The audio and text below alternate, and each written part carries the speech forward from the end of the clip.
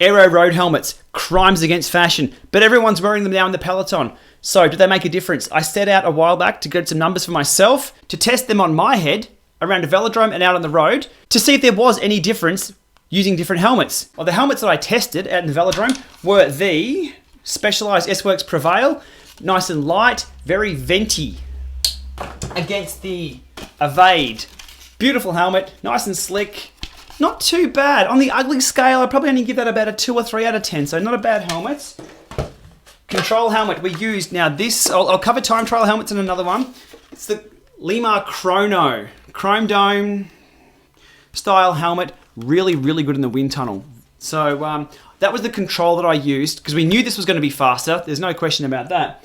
How would it compare to the others though? And to make sure my data was actually correct. The sleeper helmet. Melbourne Bike Share helmet. This helmet goes for $5 in Australia. There's a Melbourne Bike Share scheme that you can hire bikes to ride around Melbourne. It's kind of successful, but we need helmets here in Australia. They've come out with a $5 helmet we can buy. How does this rack up against a $400 helmet? Let's look at the numbers. Here's the table summary that I've got. I'll go through this each individual section and explain what we got here. Now, test number 1 and 2 were at Packer Park Velodrome.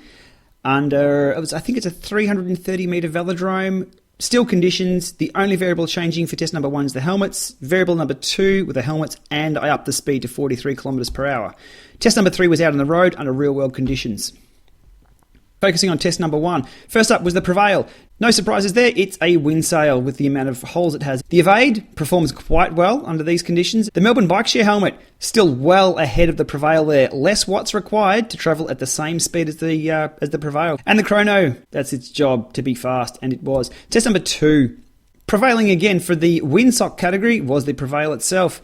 The Evade, doing very well in the wind. Melbourne Bike Share helmet, not too bad, still outperforming the Prevail. And the Lama Chrono, what it's designed to do is be fast.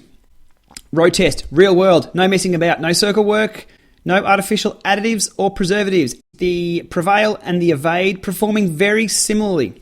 Quite surprised at this. I think multiple runs you'll see the Evade come out a little bit more on top than the Prevail. For this run here, almost the same. Surprise of the day, Melbourne Bike Share helmet outperforming the 2 other very expensive helmets for a lot less money. So there we go, king of the castle for the price versus speed, and the Lama Chrono. Of course it's going to be fast, that's its job.